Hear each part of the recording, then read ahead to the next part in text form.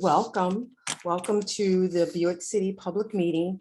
For those who are participating via Zoom or watching on Spectacle TV or listening on WFOV 92.1 FM. The session is being recorded and a link to this will be available on our RACER website at RACER Trust, RACER, all one word, racertrust.org/Buick City 18. Bill, if you could put that in the chat, that link in the chat, that would also be helpful for us. My name is Patricia Spitzley, and I'm the Deputy Redevelopment Manager for the RACER Trust. With us tonight, we have, of course, Grant Trigger, who is the cleanup manager for the state of Michigan. We also have with us Chris Peters from Arcadis. Mr. Peters is the principal geologist and vice president at Arcadis and is the lead technical resource for the RACER City Buick City project. He has over 35 years of environmental consulting and management experience. I think he started when he was like 10 years old or something like that. So next up, we have Abby Hendershot. Abby is the executive director of the Michigan PFAS Action Response Team, or MPART. MPART is a multi-agency task force within the state of Michigan charged with investigating PFAS contamination, overseeing cleanup, and other response activities aimed at protecting Michigan's drinking water. She's a 30-year veteran of the Michigan Department of Environment, Great Lakes, and Energy, also starting very young apparently, and has focused on PFAS response activities since 2017. So a little bit of housekeeping. Those of you who are joining on Zoom to ask questions, we will ask you, as we have before, to use the raised hand feature. At the end of the presentation, we will unmute you and invite you to ask your question. There is also an opportunity to submit a question via chat, and we will be monitoring the chat and pulling up those questions. And there might be an opportunity, and I probably will, if the questions are pertinent to the conversation at the time, interrupt the presentators and ask them a specific question. But generally, I will leave the questions for the end of the presentation. So those of you listening or watching on Spectacle TV right now, we have a phone line for your questions that somebody will be monitoring throughout this presentation. That phone number is 518-480-9793. We thank you guys for your patience during this time. The RACER Trust would prefer in-person meetings as we've done in the past. However, it was felt that we needed to have this meeting virtually out of an abundance of caution, but we look forward to interacting with you in person real soon, very soon. We're here to talk about the RACER's environmental activities at the Buick City site. And Grant and Chris are here to give that overview. Abby is here to monitor and answer any questions that may come up as it relates to PFAS as she so sees fit. We understand that there might be interest in the planned redevelopment of the property, but those questions are best answered by Ashley Capital. We can speak to our work to prepare the property for safe reuse, but questions about the planned reuse should be directed to Ashley Capital. So those of you who joined us at our last public meeting update in October may remember that Ms. Hendershot participated in that meeting as well. And we know that PFAS is an area of interest and concern. And again, Ms. Hendershot is there to address questions about the state's oversight and role in addressing PFAS issues. So with that, we will start the presentation. And I think we start off with Mr. Grant Trigger. Good evening, Grant. Good evening, Patricia. Thank you. A portion of the presentation this evening and the summaries that Chris and I will be sharing will look a little bit like what we did last October.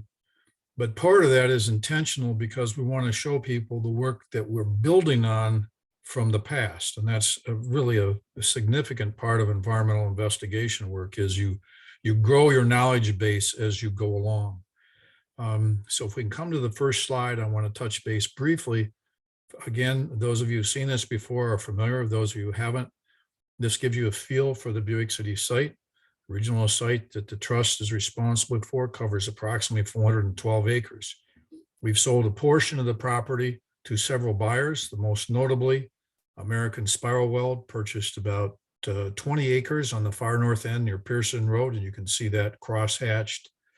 And then Lear Corporation purchased 2 parcels on the most southern end of the site for their new facility not long ago. We're most pleased with both of these because they brought new jobs to the community. The other thing I wanted to point out here is the different colors that are displayed on the screen describe the different areas of the site and the immediate area that drain through different storm sewers to the river. What you see in the numbered sequence across the river are the different areas where stormwater pipe discharges to the river. Those are called drainage areas, and the area where the pipes discharge to the river are called outfalls. So if you'll hear references to drainage areas or outfalls, it's basically where the stormwater crosses the site and enters the river. A couple other things I want to point out. We've talked in the past about what's called outfall 1.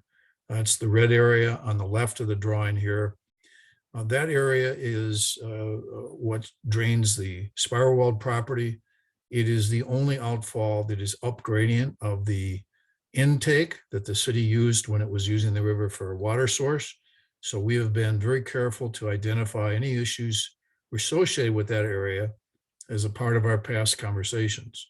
Because the city has a new backup option, the river is not available for reuse as a water supply going forward.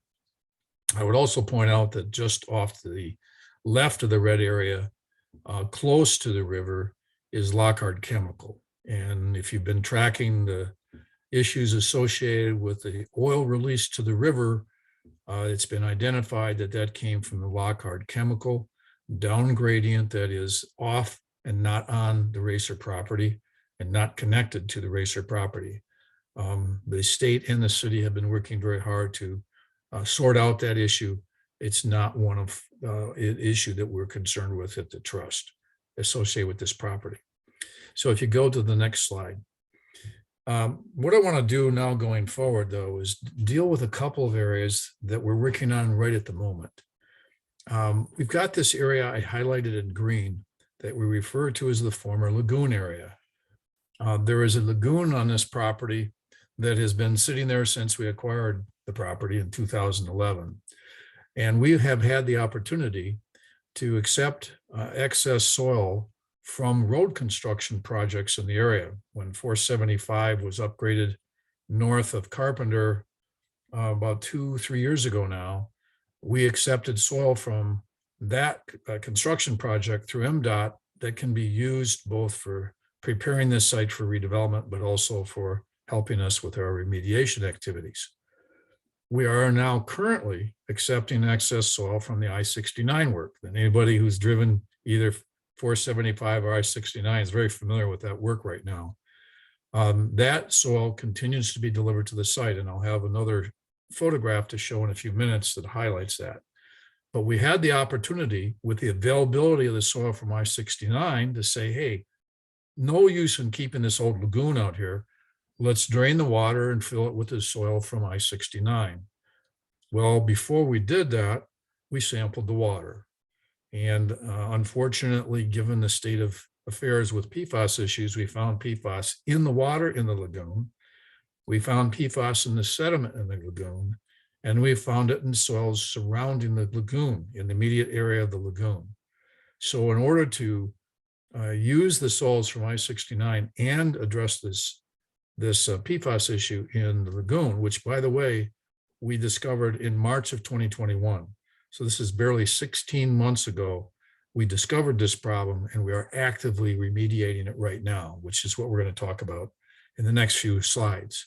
So if you can move to the next one, Bill, please. This gives you a little bit of a closer view. The closest part of the lagoon area is about 600 feet from the river. You have to cross James P. Cole and the 475 freeway in order to reach the river from this location. And that is important because the contamination that's here, based on our investigation thus far, has not reached the river. So what we're trying to do is address it where it is now and prevent it from getting to the river. I think what I'll do, let's flip to the next slide. And Chris is going to talk a little bit, because his firm has been doing the investigation work, a little bit about some of the sampling we've done, how we found this initially. And there'll be a series of slides here that will show the progression of the things we did to try to better understand the conditions here. So Chris, if you would, please. Sure. Thanks, Grant. One thing I want to add too is that all the soils that were imported from 475 and 69 were tested before they came on site and found to be clean. And they were all approved by Eagle to received as inert material. So Arcadis conducted a soil and groundwater investigation in the vicinity of the lagoon, which is ongoing today, to determine the extent of PFAS in the soil and groundwater. And what I'm going to show you here is a series of slides. These first ones here, as Grant said, we started in April of 2021, and the work is still going on today. We're focused on remediation, but there's still some investigation work as well. So you can see the outline of the former lagoon there. And those samples that are, the circles represent sample locations. These are groundwater and surface water. So the two that are inside the lagoon obviously are surface water. And the colors that are in the legend, they may be a little hard to see there, but the colors that are in the legend indicate relative concentrations. Red and orange being the hottest, being the most impacted, then yellow, then blue, and then green. So you can see that we don't have a lot of high concentrations, relatively speaking. We have some blue dots in the West Lagoon, which is now filled. Those are groundwater samples. The blue arrow shows the direction of groundwater flow, which is toward the river, obviously. An interesting thing that I want to point out is the black circles. The black circles represent locations where no groundwater was found. So there's no flow through the ground. So you can see there's some samples that were taken on the median of James P. Cole and also to the south of the lagoons.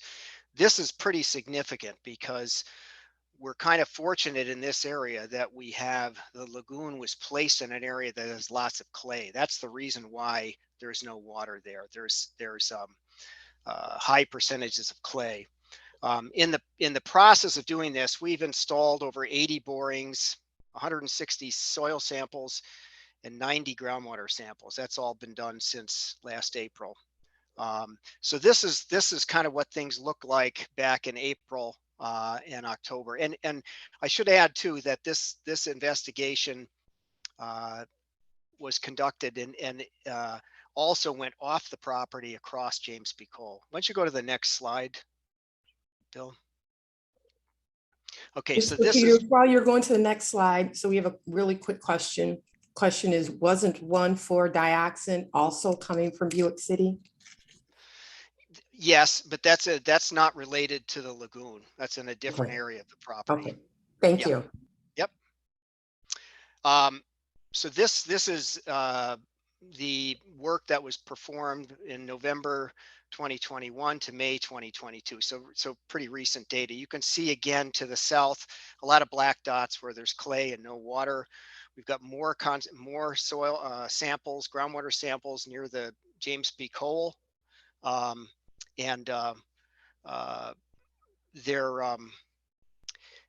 guess the thing that I want to mention here also is that no impacted groundwater has reached the Flint River, nor based on what we know now, will it reach the Flint River. The only area that we found groundwater that actually moved off site is, if you see those 3 yellow, or I guess green dots along the median of James P. Cole, that's the area that we're focused on right now. We have some samples across the street as well. But basically, the problem is mainly contained to the site and in the immediate vicinity of the lagoon. Why don't you go to the next slide, Bill?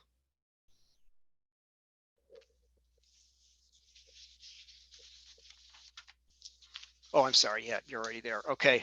So these are soil, the squares are soil and sediment concentrations. And again, we use the same kind of symbols, or same colors and same soil concentration breakdowns for soil and sediment. The squares that are inside the lagoon represent sediment samples, and then those outside the lagoon represent soil samples. We actually, okay, this is through October. You can go to the next one. We can move right to the next one. So you can see we have significantly more in the last several months, and even since May, we've gotten more data too. So it's hard to keep up with this sometimes, and we're constantly getting additional samples. But again, as you see here, in contrast to what we're going to see down at Hamilton, you see mostly yellow and blue. There's one orange dot there, which is a little bit higher concentrations, but again, that is in the clay soil. So this basically shows the map of the distribution of concentrations in the soil. So you can see we've done a fairly extensive investigation, both to the south and to the east and to the west in the West Lagoon. Work continues today. We're identifying soil impacts that will be addressed as part of the cleanup efforts that Grant's going to discuss right now, I guess. And before we you move Yeah. on, Grant, to your part, the clarified question on 1,4-dioxin was, they were specifically referring to outfall 001 with 1,4-dioxin, and was 1,4-dioxin detected in outfall 001? Yeah, let me, thanks, Chris. Let me respond to that. There's another study. We don't have the slides associated with it right now. But if we do this, Bill, can you go back to slide number 2? Actually, number 3.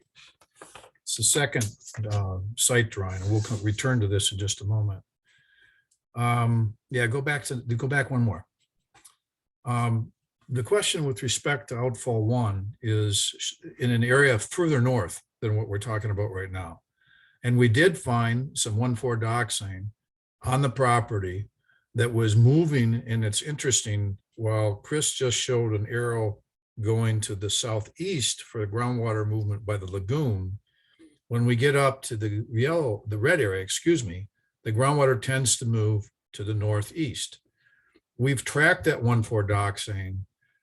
There has been some detections of 1,4-dioxane in the area, in the groundwater in outfall 01, but at levels that are below applicable standards.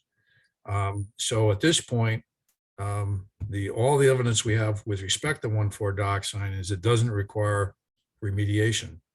There is some present on the site, and it does go toward outfall 01, and there have been some detections at the outfall in the river, but below applicable standards. So if you can take us back to the slide where we're at, Bill, please. And then maybe the next one. So the picture. So now we want to talk a little bit about what are we doing about the PFAS that we found in the lagoon and in the area around the lagoon. This is an aerial photograph that shows the lagoon. In fact, let me just see if I can't see the date up here. I got to move this just a second. There we go. This photo was taken June 9th. And at that time, you can see, and we'll get some better pictures in a minute, the blue circles roughly in the middle of the picture are carbon tanks that are being used to treat the water that's being pumped out of the lagoon. So we pump the water out of the lagoon, treat it in those tanks, and then it's discharged to the city's sanitary sewer. In the meantime, the truck and bulldozer you see up in the soil in the corner there, that's the soil coming from I-69. As Chris said, it's been pre-tested, it's clean backfill. That soil is being brought on the site to be used to backfill the lagoon when we pump the water out. So that was the activity on June 9th. Go to the next slide, please. Here's a close-up look of these tanks. By this point, we've modified the operation of these tanks, and what you see here are 12 tanks, 4 series. So the water comes in and goes through 3 tanks being treated in activated carbon before it's discharged. This system was put up and operating before June 9th, and this operated all the way through June 30th, when we finished pumping water from the lagoon. Next picture, please. This is a shot of the site on July 6th, just 8 days ago. And in this instance, you can see a little bit of water in the bottom of the lagoon on this side because of a recent rainfall. But you can see a progression of a number of things. First of all, there are no more phragmites here. Flip back one slide, Bill, to the earlier overview. One more, excuse me. You can see all around the rim of the lagoon are these phragmites. They're an aggressive and invasive plant, and they're very, very tall. Some of these were as much as 12 to 15 feet tall. And that became an issue for us, and I'll explain that in just a moment. So if you go back to where we were with the 2 slides forward, please. So now, with a piece of equipment that the contractor has, all of those phragmites have been chopped down. It's basically like a big lawnmower, bush hog is what they call it. Chop down all of those phragmites, which give us an ability now to operate in the area. To work through those is not possible. Well, here's an issue we ran into. In discussions with Eagle, we asked the question, will we find PFAS in the phragmites? Because they've been growing in the pond and in the dirt on the side of the pond.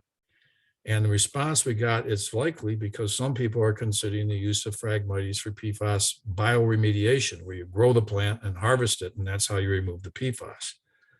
So what we had to do once we chopped these all down is that we went out and sampled the roots. We sampled the tubers, which is a portion of the very bottom of the plant. We sampled the stems, and we sampled the leaves and collected separate samples of leaves, stems, tubers, and roots. Those have been all sent to the laboratory for analysis. And we did that because we're testing different means of treating these soils and the phragmites for PFAS. You'll notice on the ground on the right-hand side is a small black mound. That is granular activated carbon. And most people will understand that carbon is used to filter water for contaminants. And most of the filters that have been used to filter water at homes include activated carbon because it's very good at capturing PFAS. So we have some granular activated carbon here that we then distributed and spread it out among the soil and the phragmites that have been chopped up on the side of the lagoon. What you'll see a little bit past that mound are what appears to be some little mounds of black dirt, but that's powdered activated carbon. It's another kind of activated carbon that captures PFAS. That's been spread on the ground. It gets mixed with the phragmites and the soil underneath it, and that gets pushed down into the bottom of the lagoon as it's being mixed. That material we tested before it's treated, and we're collecting samples of it after it's treated so we can evaluate the effectiveness of this method. Go to the next slide, please. Grant, while you're going to the next slide, I want to remind viewers that they're watching a RACER Trust Buick City public information meeting, and the meeting is being recorded. And a link will be available at RACER Trust, RACERTRUST, all one word, .org/Buick City 18. If you're on Zoom and you have questions, there are several ways where you can ask them. There is a Q&A. There's also a chat, and you can raise your hand at the end of the presentation and we will address your questions then. If you're not online but have a question, please call 518-480-9793, and that line will be manned throughout our presentation. We are on Zoom, Spectacle TV, and we're also on WFOV 92.1 FM radio. And with that, Grant, we have a question that says, have you tested PFAS migration into West Boulevard Park, the green strip to the east of I-475, since some PFAS has migrated into the vegetated median? I don't really think I know the location that's being described. Which side of I-475 are we talking about? She says, eat the green strip to the east of I-475. We have not tested on the east side of 475. Thank you. We've only tested between 475 and the site. So thank you. What this illustration shows is two pieces of equipment that are mixing the Phragmites in the soil with the granular activated carbon, as well as the powdered activated carbon. The powdered activated carbon is a much finer material, and that's where you see in the background a different excavator mixing that.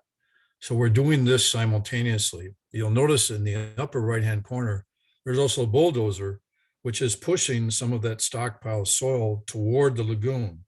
As we fill the lagoon with the treated Phragmites and soil, we're following behind that with the other soils to fill the lagoon, because we don't want it to fill up with water again and repeat the presence of contaminated water.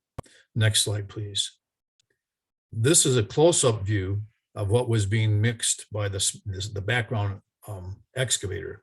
And you can see that the black tone of this is evidence of that powdered activated carbon being mixed with the soil. The next step in this process is this gets pushed into the lagoon, as I mentioned before. So next slide, please. And again, from here, that pile you looked at is on the far right-hand side. That all gets pushed into the lagoon. Next slide, please. We're going to move down now to Hamilton. Hey, Grant, excuse me just for a second. I just wanted to add too that in the lagoon area, and I mentioned it before, but I think it can't be emphasized enough. We're fortunate here that we have the lagoon sits in a thick clay, heavy clay deposit. So not only are we treating the soils, the sediment, and the Phragmites for PFAS, but it sits in a clay basin basically, so it provides another barrier to migration. I just wanted to mention that. No, thank you, Chris. That's one of the things that we do know about PFAS is that it basically clay soils will filter the PFAS, retard its movement, and sometimes capture it. So it's a good point to add. Thank you. We've talked in the past about the Hamilton Avenue area. We've got some of the same slides that we had before that we're going to run through quickly now. But we continue to work in this area because it continues to be a significant issue for us. Next slide, please. We're going to quickly go through these slides. This is in 2018 when we first discovered PFAS on the site at near Leith Street, or pardon me, Stewart. We're now looking at Hamilton also in 2018. Next slide. Moving to 2019, you see we've collected some additional samples. We use that information to plan out our next set of samples. Please go forward. These are all groundwater samples, by the way, and you can see we're continuing to grow what is the orange and yellow areas, which is higher levels of PFAS in the groundwater. Grant, we have a question. Where did you put the drained and filtered water from the lagoon? Everything that was treated by that system I mentioned was discharged to the city sanitary sewer. And those were the blue kind of oval Right. Those are what called vessels. They each contain activated carbon. So the water is filtered through the activated carbon. The goal is to remove the PFAS before it's discharged to the city sanitary sewer. Thank you. So now you can see by July and October of 2020, we've hit some significant PFAS contamination. This again is groundwater. All the red samples are in excess of 100,000 parts per trillion. So there's significant PFAS contamination here. Next slide, please. We do further tests. We show on the south side and to the east, white circles, which are meet the standards. There's not a contamination problem from this area identified there. Next slide, please. We do further sampling to the north and west. And again, some contamination, but relatively low levels below 12, a little bit between 12 parts per 12 to 12 and 1,000 parts per trillion. And it's far enough from the river that those areas are not as much of a concern. Go to the next slide, please. This is the soil samples. We did approximately the same time. You see, this is now June of 2020. Continue, please. More samples by October of 2020, and we're finding this concentrated area in the soils now. Next slide, please. We do further, we find a non-detect below 240, excuse me, on the south side of Hamilton Avenue. Next slide, please. And further investigation shows that there is some still contamination in the soils, but not of significant levels as we go out further. Next slide, please. What I'm going to have Chris do now is talk a little bit about some of the specific work we're doing with respect to what we call outfall 10 and outfall 11. That's really the drainage areas, as I mentioned earlier. There are storm sewers in Hamilton Avenue, and they gather stormwater and contaminated groundwater that migrates into the storm sewer and take it to the river.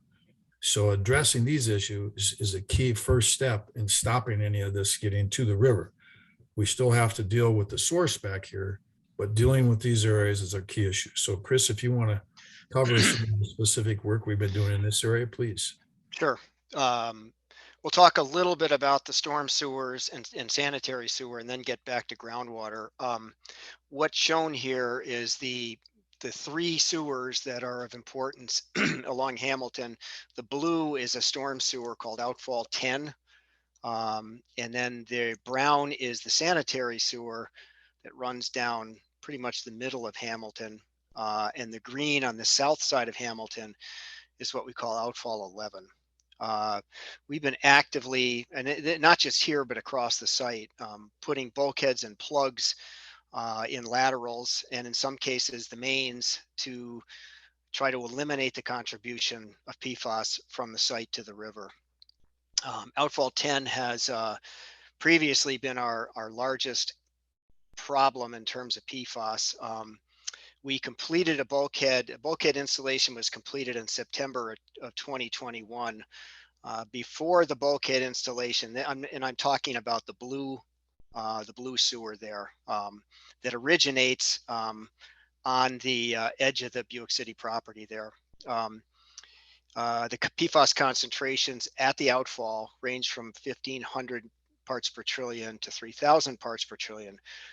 Since the bulkheading has been completed, we've eliminated the contribution, and I should add that we not only bulkheaded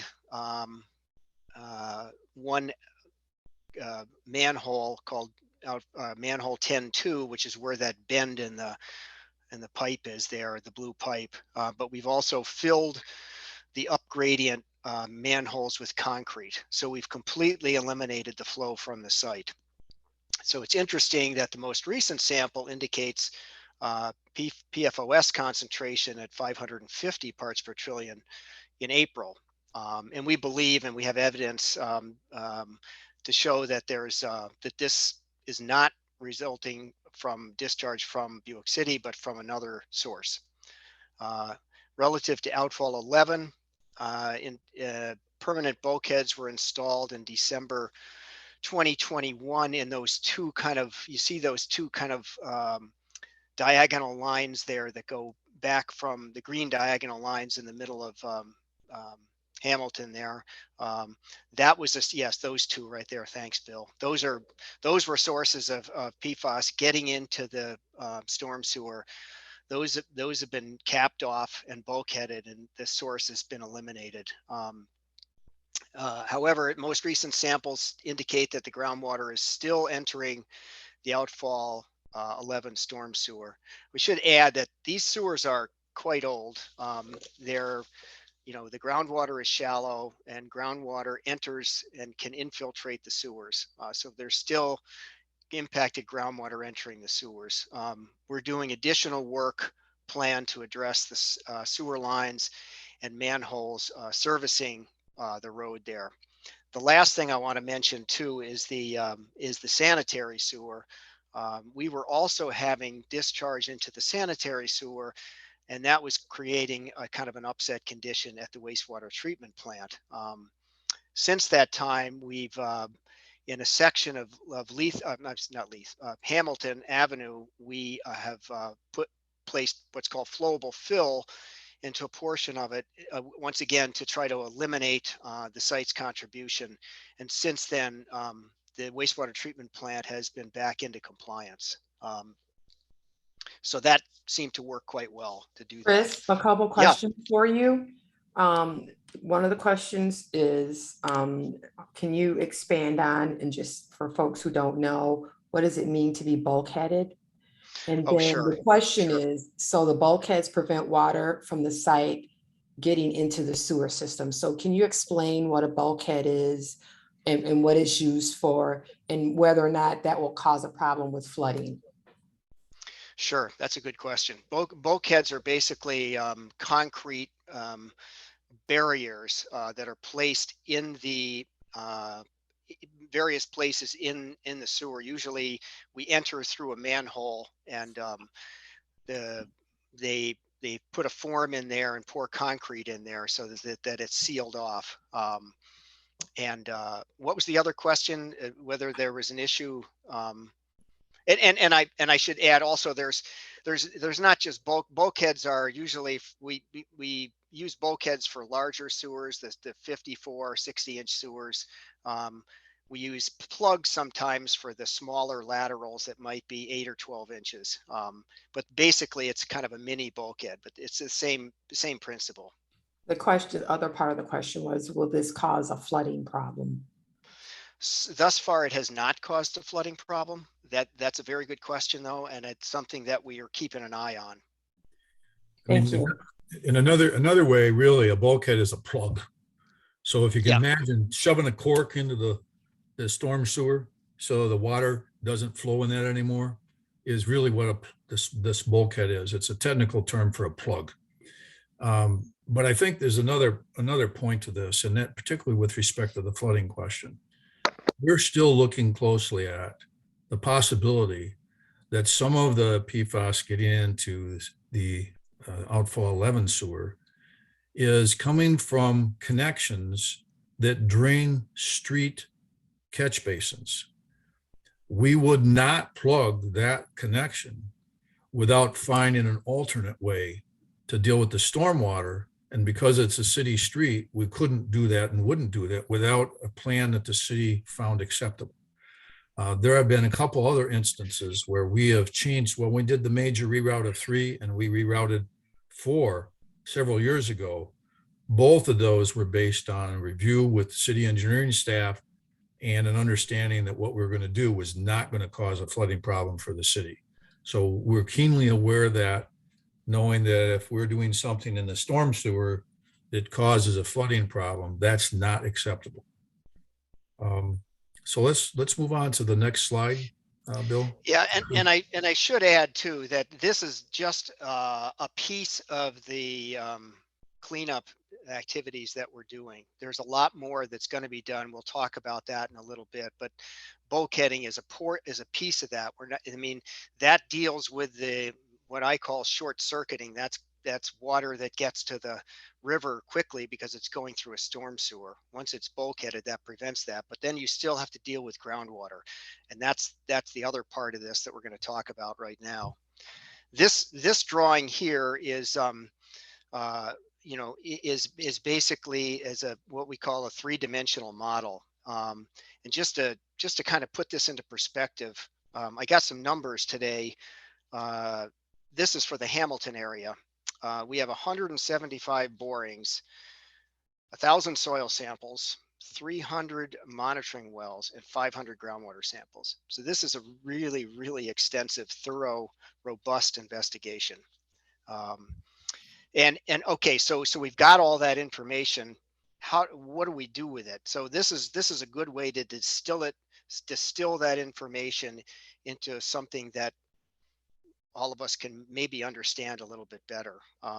So what we've got here, and this is a two-dimensional perspective on a three-dimensional model, which shows basically provides to you the distribution of concentrations in the groundwater.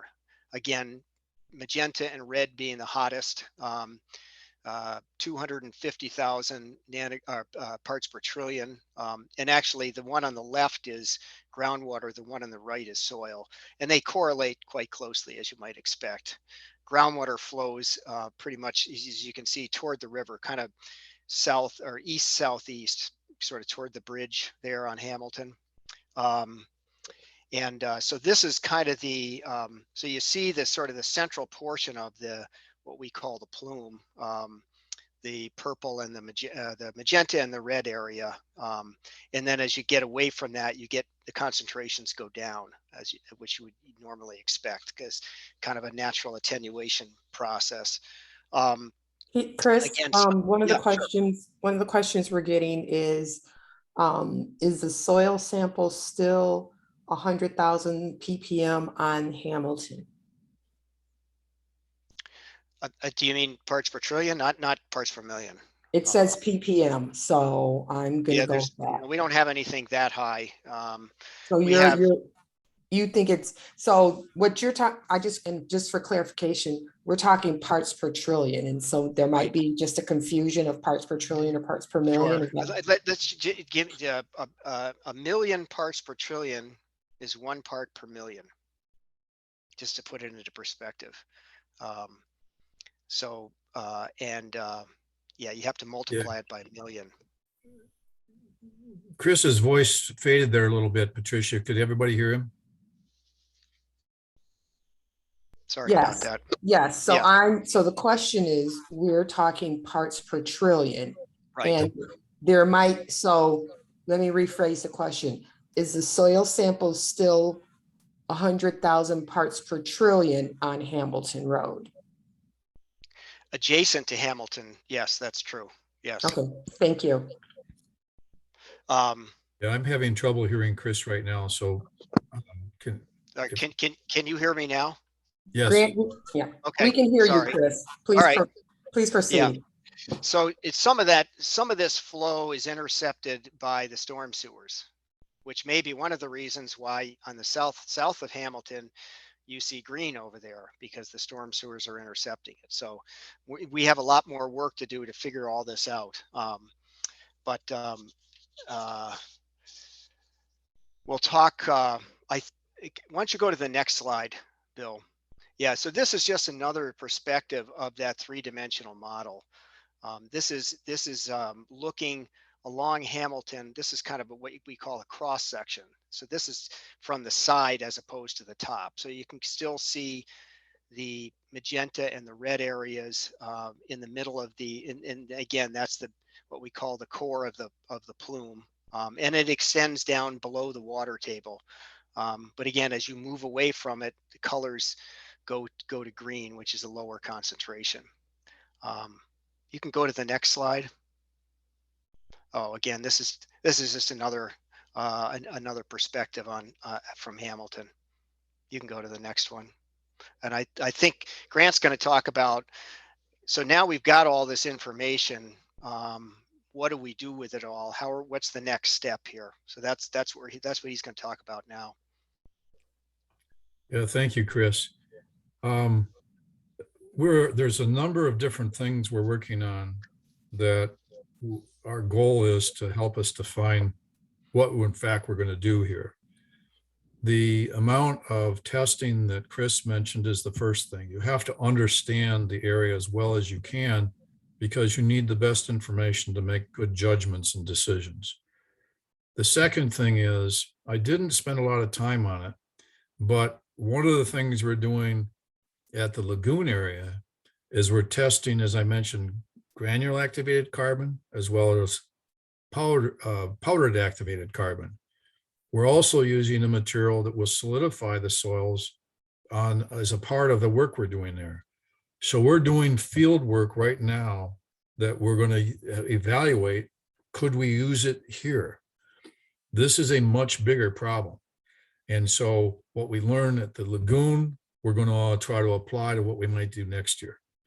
The second thing is, as Chris described, our efforts to stop any of the contamination getting into the storm sewers into the river, the question is still, what do we do with what's here? Part of that is understanding how it moves. So we have designed and plan to implement within the next few months what's referred to as a tracer study. If you go to the next slide, Bill, we'll come back to this in a second. With a tracer study, we select a well and inject a dye. Now, there's 3 different kinds of dyes that we're going to use, all of which have been approved by the state of Michigan for this type of evaluation. These are harmless dyes that that create some color in the water, and you can track the movement of the water by the direction of the dye. And if any of you ever heard about it or seen it, I actually did this one time. I was in Chicago during St. Patrick's Day, and they literally turned the river in downtown Chicago green, and they developed a dye for that purpose that is harmless to the environment. So we inject these dyes, and then we locate monitoring wells down gradient in the direction of groundwater flow, and we measure the movement of the dye and the concentrations of PFAS. So go back to the prior slide, Bill. So now you can see what we're in particular the study area 2. That's some of the highest concentration. We need to know what's happening with that material.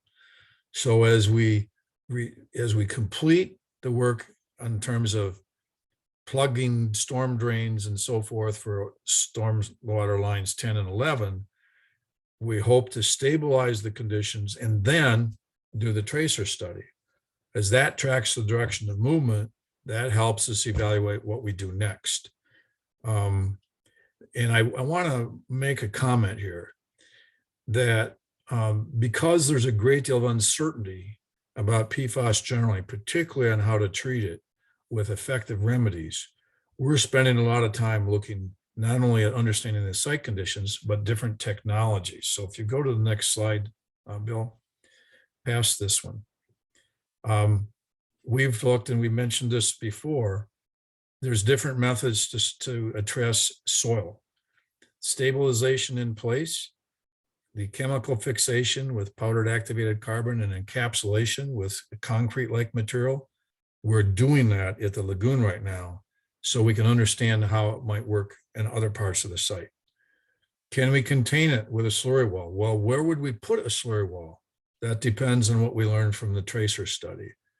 We could do some offsite disposal, but frankly, there isn't enough money to do a complete dig and haul. So we have to find ways to remediate on site the best we can. The last item I want to mention here, and this is recent, and I'll note this later. At recent conferences, there have been a lot of discussion about developing bioremediation, which is basically, I mentioned the use of plants. Well, there's also certain kinds of bacteria that can be used to remediate contamination. There's some developments on that process right now that are being further evaluated by the state of Michigan at a site in Alpena. And we're in discussion with the Eagle project manager who's working on that. So we're going to track that and see how effective it is, because it might work here. When we get to water, we have the same type of issues, carbons, resins, etc. And we're going to continue to look at those technologies as we better understand the site. So go to the next slide, please. And while you're going to the next slide, I want to remind our viewers that they're watching the RACER Trust Buick City Public Information Meeting. They're watching it for those participating on Zoom. And you have a question, you may either use the Q&A function, the chat function, or at the end of the presentation, raised hand feature. We also have folks watching on Spectacle TV or listening on WFOV 92.1. If you have a question and you're not online, please call 518-480-9793. And that line is manned throughout this presentation, and we'll take your question for answer during this presentation. In addition, this meeting is being recorded, and a link will be available at racertrust.org, RACERTRUST, all one word, /Buick City 18. Thank you, Patricia. And that also reminds me that I noticed in the chat, the question about the park came from Mona. I would, if Mona's still on. Grant, we're gonna address that. It's a very complex question. And so I think what I'd like to do, just for transparency's sake, is to read her entire statement in entirety, and then have, and maybe Abby would be a person to respond, or you would, but let me read the entire question. Wait, before you do that, Patricia, I want to ask Mona to send me a map that identifies for us the area that she's identified that we'd like to take a look at. That will help address her question. Wonderful. Then go ahead, please. So her question or statement is, I would like to request that RACER Trust test for PFAS on the east side of I-475 in West Boulevard Park, because there are already findings that PFAS has migrated east from the Buick City site, and it is unclear how far east it has traveled. West Boulevard Park has been identified by the City of Flint and the St. John Street Historical Committee as a future site for the St. John Street Neighborhood Memorial Park. St. John Street neighborhood was destroyed and residents displaced when I-475 was built, and the former residential land was rezoned for commercial or industrial activity. It is essential that RACER Trust investigate whether the migrated PFAS pollution is impacting the park. And it says, thank you, and I appreciate all of the testing you've been doing. She follows up by saying, you don't want to be found to have liability for PFAS migration in the park after the memorial is built. So it is worth the investment to sample proactively. Yeah, I understand there's a number of issues here. And as I said, if Mona can forward to me a copy of the map that identifies the area, that will be most helpful in us being able to give a thorough response. Because right now, if it's on the other side of the river, it's unlikely anything from the site passed under through the river to the other side. But I don't know the area well enough to answer the question any better than that. So Mona, if you can please forward me a map that shows that area, we'll look into it, give you a better answer, and set up a time to talk about it. Abby, I don't know if the state of Michigan has a response to that request. Yeah, I would agree with Grant on getting some additional information. I would be, I'm gonna have to probably defer that and make sure we get all of the information before we give her a really good response. I don't want to give her a pat answer that I don't have enough information to respond to. I know that we do know that obviously there's a lot of environmental justice issues in this area to begin with. So I want to make sure I understand which area and what information she's identifying so we can make sure we really respond correctly and make sure that RACER responds appropriately as well. Thank you, Abby. And so, Mona is saying it's not on the other side of the river. And so I think what we need to do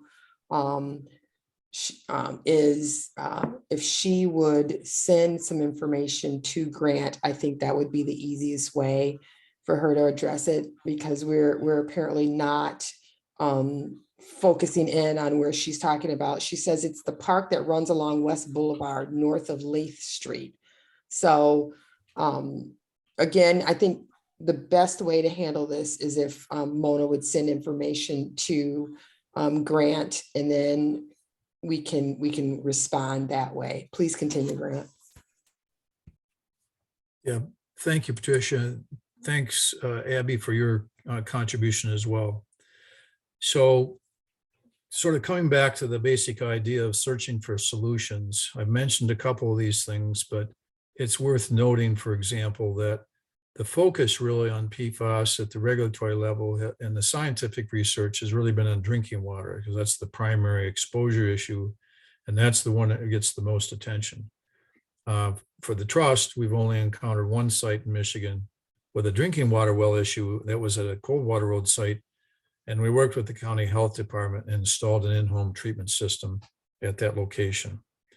Surface water impacts, again, are the next most important area for PFAS. That's why we're addressing the issues we've talked about with the stormwater lines, and trying to, again, understand, particularly at Hamilton Avenue, better what we have to do there. As I mentioned, there's a great deal of research going on to find technologies to address PFAS. It's in my 47 years in this business, I have never seen anything quite as intense as this, nor as broadly applied across the country with people trying to find solutions. And as I mentioned before, three weeks ago, we identified the potential for microorganisms through bioremediation that might work on PFAS. And we're going to follow that field work in Alpena this fall. Next slide, please. So we are coming up on 1 hour for our presentation. It's now 7:30, and so I know I just did, but I'll remind viewers that they're watching the RACER Trust Buick City public information meeting. But to just give a heads up to our panelists that we are at the hour mark with a half hour to go. Thank you. Thank you, Patricia. And we are coming near the end of the formal comments. So we also know that there has been national research done on PFAS, and that it's been found almost everywhere, including the Upper Peninsula. There's also national studies that have shown that PFAS can be dispersed in the air at plants where PFAS was manufactured. That's where you bring, Minnesota, for example, has had issues because that's one of the center locations for a lot of PFAS manufacturing. But based on the best available national research and site-specific data, airborne PFAS is not considered an issue at Buick City. We're going to continue to follow this research as it develops, and if the information we have changes in any way, we'll post a notice and include that information in our next update. Next slide, please. As I've mentioned most of this before, but I do want to draw attention to a couple other things for people in the community who may be seeing various activities going on at the site. We do accept clean fill dirt from the road construction projects, and it's likely that we'll do more when they continue the rebuild of 475. We've also licensed portions of the site for vehicle parking and equipment storage, and the Ajax concrete batch plant, which is manufacturing the concrete that's being used to rebuild I-69. These license arrangements also help improve the site. We get improved security on site. Areas are cleared in order to be used for parking, for example. We've talked about the plugs that we've installed in the sewer systems to prevent releases to the Flint River. We continue to evaluate surface impacts at the site. And in some cases, there's other contaminations such as lead and manganese that's covered by either concrete slabs or other materials on site and will be factored into any future construction activities. We're working closely with Eagle in developing plans that will be used during construction activities on the site to ensure that there's no dust generated and any contamination that's found during construction or is known to be present during construction will be properly managed. At the moment, we have defined a small area where there will be some excavation of PCB impacted soils this summer. That will be controlled, no dust, for example, generated during that work. And that's work that the trust will do this summer. Next paragraph. Grant, just one quick question. I think, is the Ajax plant a hot mix asphalt plant? Do we know? No, it's not. As I mentioned, it's a concrete batch plant. It's making the concrete that's being used to rebuild I-69. So it's not asphalt. Thank you. The last point that we really want to make here is preparation for redevelopment. We have taken this site and divided it into sections. We call it parcels. And we've done that so the information in those parcels is more digestible. We're preparing summaries of information associated with those areas, working through those with the state of Michigan to develop plans for construction activities in preparation for the development of the site. If you'll note, the two areas we just talked about at length, which is like labeled here as parcel 8 and parcel 9, are the two areas where we have major PFAS issues, the lagoon we're treating and the Hamilton Avenue. Those parcels are included in the proposal to sell the property, but will not be included in the initial transaction. We will retain ownership of both parcel 8 and parcel 9 and continue to do work on them and advance the environmental conditions to a point where it would be appropriate to develop those parcels. And at that time, the buyer would then take control of those parcels. I think we've mentioned the buyer is Ashley Capital, a company that we have worked with. I've personally known many of their people for about 30 years, but we, the trust, have worked with them on a site in Livonia and did basically the same structured approach. In that instance, we sold them 100 acres, we held back 18.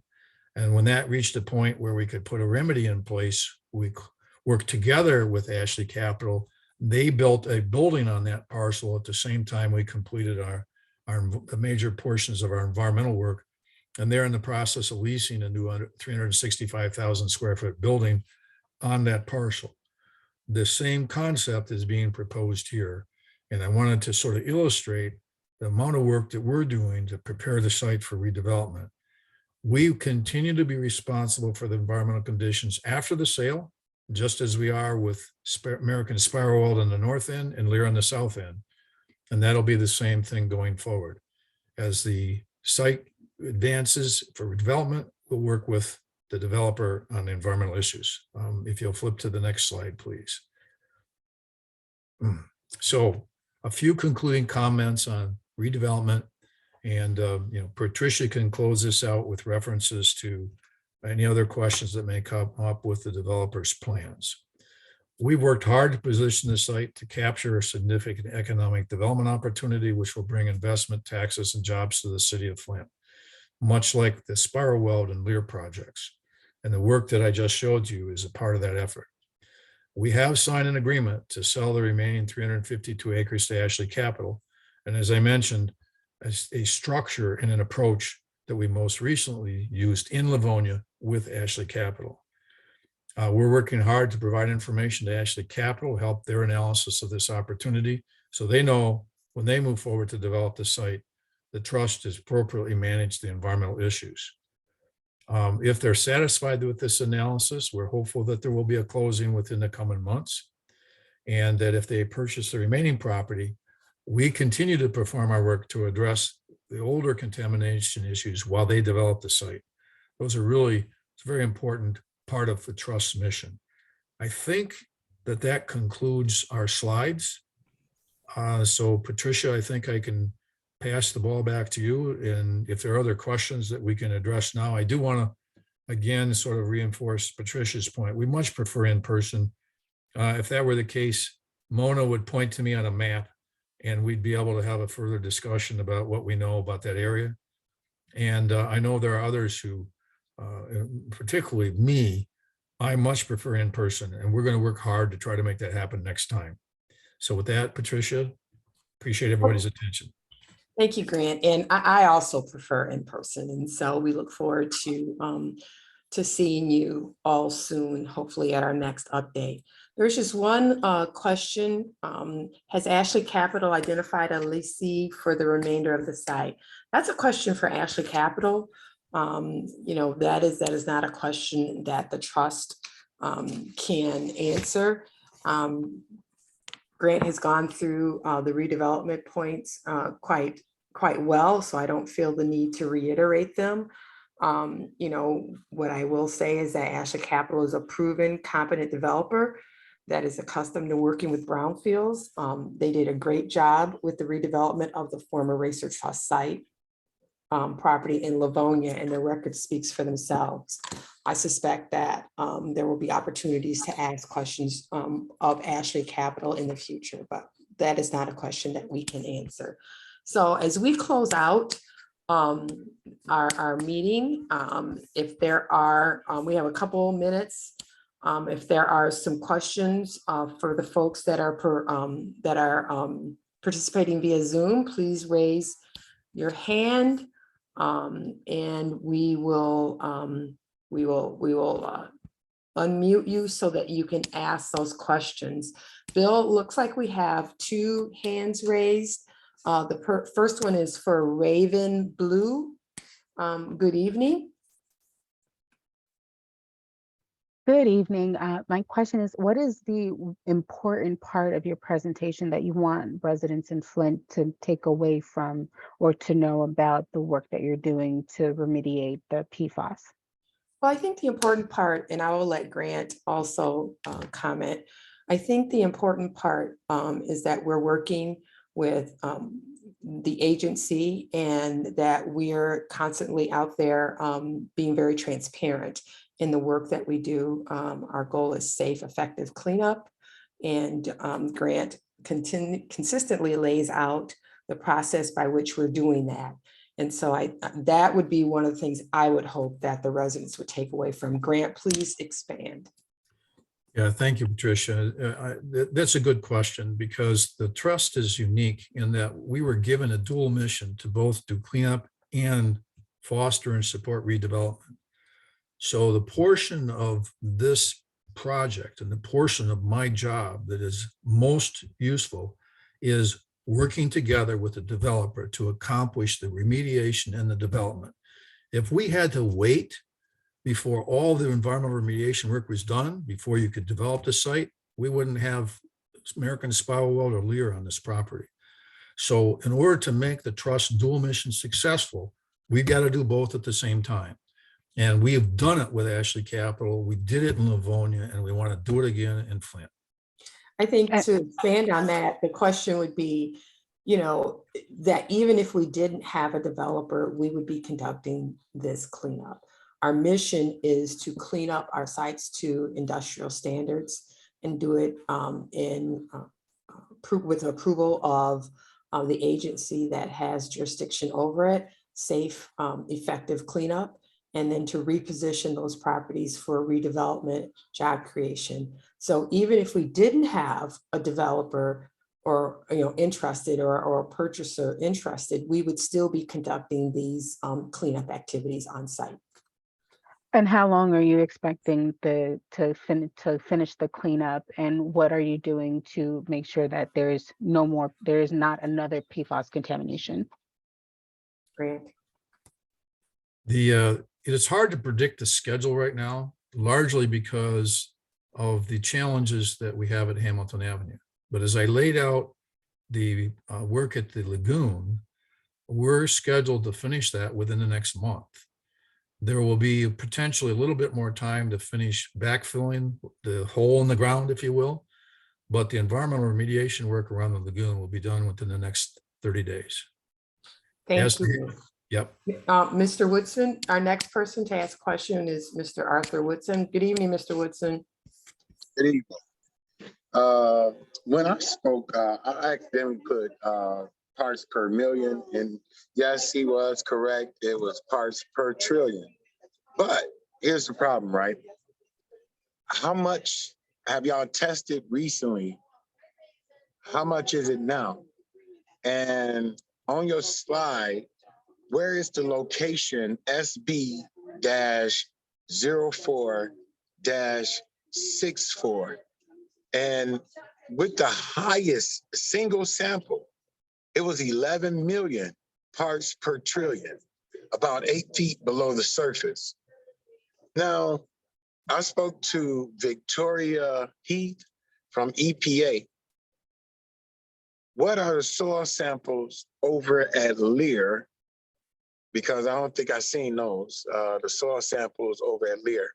Because the issue that I have here is that Lear was built, and what Victoria sent me was, my question was, could it be airborne? And the answer was the group had raised concerns about the surrounding Superfund sites.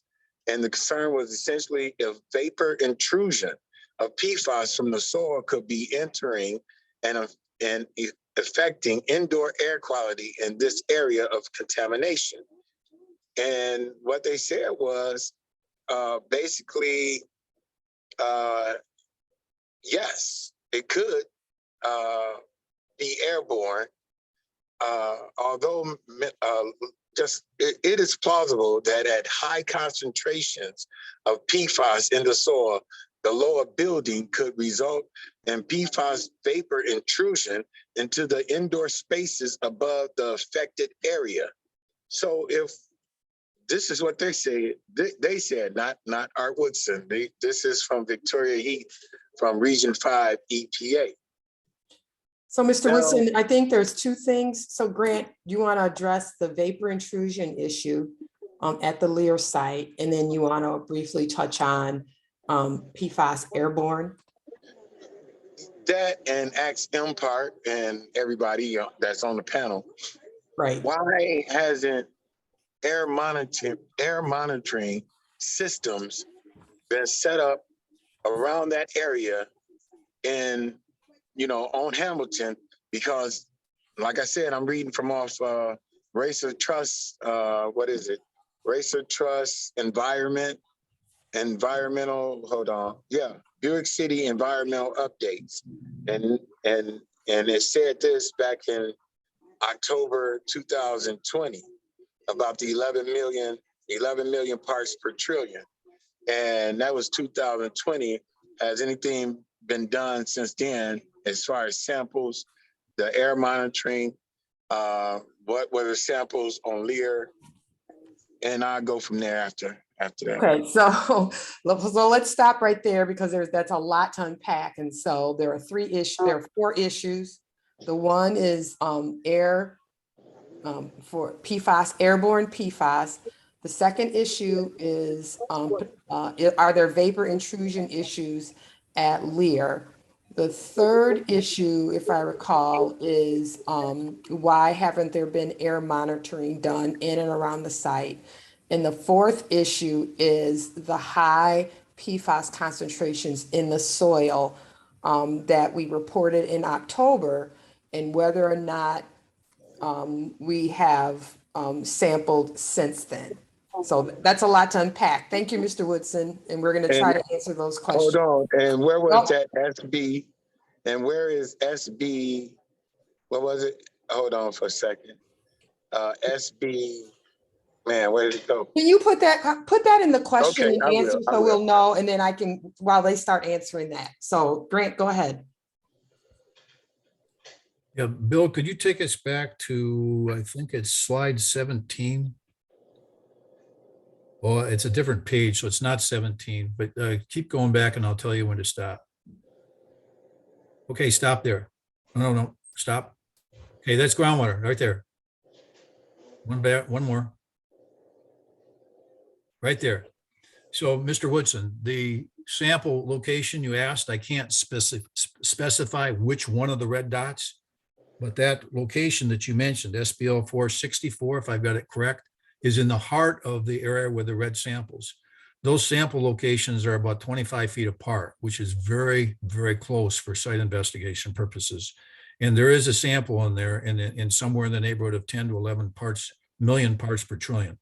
That's the concentrated area we've described that we're working on to try to deal with. We haven't needed to resample it right now because there are 2, 4, 6, 8, 10 samples in that general area that are high. So we know where it is. We know what the problem is there. We're trying to figure out what to do about it, basically. As to vapor intrusion from PFAS, if there's someone from EPA who has indicated that that's an issue, please send me the information. Send me the person who shared that information with you so that I can understand what they're talking about. I have not gotten any information that suggests that there's any concern about vapor intrusion for PFAS from the site and what PFAS we're working on right now. There are, as you know, and I know Arthur knows this because he's a good researcher, there are thousands of PFAS substances. Some of those are categorized as alcohols, and they have some work being done on whether those could create a possibility for vapor intrusion. We're not aware of any of those substances on the site. So give me, if you would, please, the contact person for this, Victoria from Region 5, because I am not familiar with that person. So I can understand better the issues that they're raising. And if that review and anything comes from Eagle, and if Abby has anything to add to this, that if Eagle and EPA said to us we needed to do that type of a review, we would do it. But no one has said that thus far that we're aware of. Can I jump in for a second, Grant? And I think just to clarify, there is a potential for a subset of the PFAS compounds to potentially have some vapor volatilization potential. The science is not there yet to be able to measure it. The science is not there yet to be able to monitor it. It is not the PFOS. It's not the PFOA, as Grant says, as we're talking about the alcohols. So most of our PFAS monitoring is not monitoring for those particular compounds, and we don't find we're not quite to the point of being able to do that kind of monitoring for air and specifically for vapor intrusion yet. I think we're a few years out from being able to do that on a wide scale prospect. I also don't think it's going to be as, there could be potentially some issues at specific sites, but it's going to be a certain type of PFAS contamination. For most of this historic stuff, we're talking about PFOS, which is going to have less potential to volatilize. So when we talk about, when you hear the national studies that talk about air transport of PFAS, it's going to be the shorter chain compounds, usually PFBA or PFNA, but not these longer chain PFOSs that we find in a lot of our historic sites like this. The other time that we find it, as Grant talked about, where we have manufacturers of the chemicals themselves that may have airborne deposition, it might come out of their stack.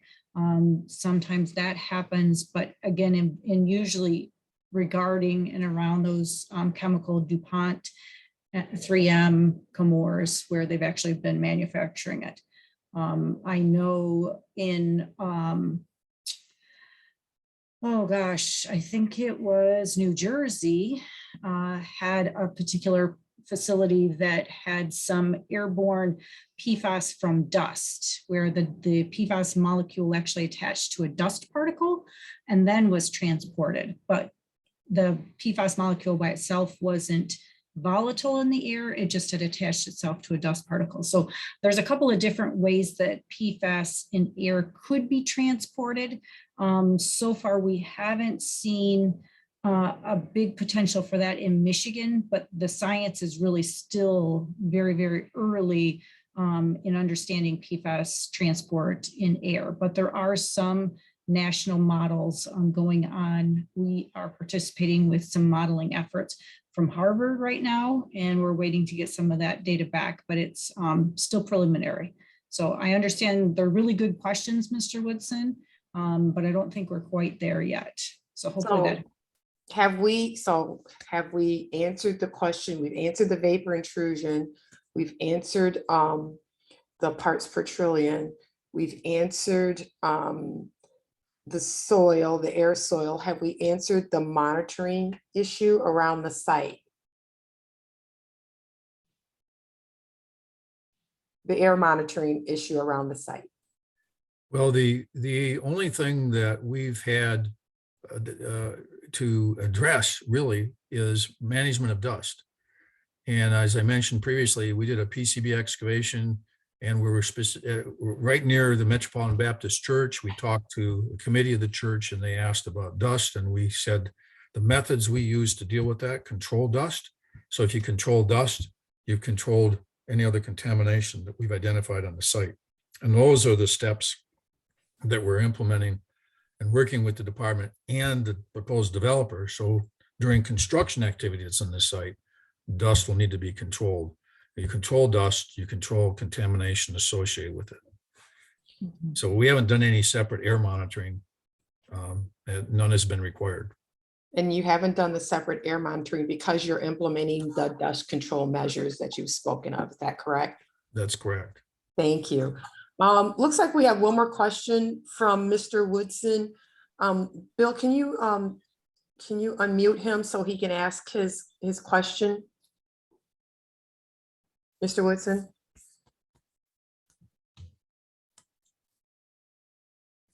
Bill, we need to unmute him so he can ask his question. Yes, he can unmute himself on his end now. All right, Mr. Woodson, please unmute yourself and ask your question. Okay, I understand what she's saying. The other question was, did y'all do soil samples over on Lear? And what was the samples tested at? And being now Victoria Heath, I tried to copy and paste the email that she sent me that showed it's PFAS, PFAS, that they are monitoring. And the monitors were sent to Flint, one of them, as they, using it. I understand what you're saying, but they put it over at Whaley. Why do we have to wait for, and this is happening in Flint all the time. Why do we have to wait for data to come out somewhere else when we see that it's 11 million parts per trillion in that area across from where it's jumping over to Lear? Why do we have to wait when you have over 500 workers over there, when you can set the monitors up and be proactive? Just like I asked Empart, would they test our water since they was manufacturing and manipulating samples back in 2014? And we found that Outfall 1 did have PFAS coming out of it. Lapeer Molding did have 17,000 parts per trillion coming from it. You had Richfield Landfill, they had Bray Road, they had it. And you can't tell me, and once it got to Saginaw, it was over 34,000 parts per trillion going out into Port Huron or Lake Erie. Why do we have to wait? Why can't you have Harvard and Eagle and RACER Trust get together and set up monitors just to see if it is contaminating? 11 million parts per trillion, and Michigan just set up where it's 12 parts per trillion, 11 million parts per trillion. Why can't you all say, hey, you know what? We're going to be proactive and we're going to see if the PFAS is airborne here in the city of Flint, where it's 11 million parts per trillion. Thank you. You know, Arthur, this is Grant. Let me say a couple things. The exhibit that we've got up right now shows the monitoring that we've done through May of 2022, up to 2 months ago. And we've got wells on Hamilton Avenue and on the Lear parking lot that are below 12 parts per trillion in the groundwater. So we don't have it, to your basic point about contamination on the Lear property. We're continuing to watch this very closely. And we're going to look at that tracer study I mentioned to further evaluate whether any is moving in soil or groundwater. As to the air issues, I just don't know where I get the technology to do it. So I can't do something that I don't have the ability to do. So that would be part of my response. But seriously, I really want to get the information from Victoria at EPA. I want to understand what was raised there, because if there's something that we should be doing and we can do, we will do it. Grant, Mr. Woodson cut and pasted the email in the Q&A. We have retrieved that information and we will be sharing it with you so that you have that information in a portion of the email that he received from EPA. So we have, that's in the Q&A.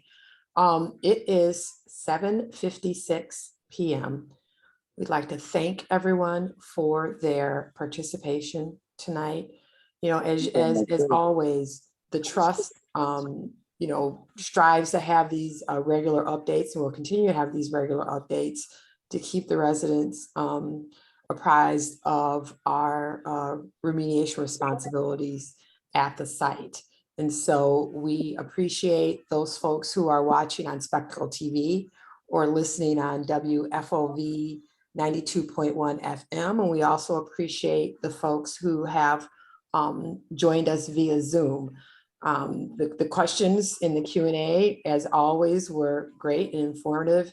Abby, we appreciate you taking the time out this evening to participate with us as well. And thank you, Chris, for also participating. Again, this meeting has been recorded, and a link will be available at RACER Trust, RACER, all one word, .org/Buick City 18. And with that, we will be signing off. And I appreciate everyone's time. Please be safe and be well. Good night.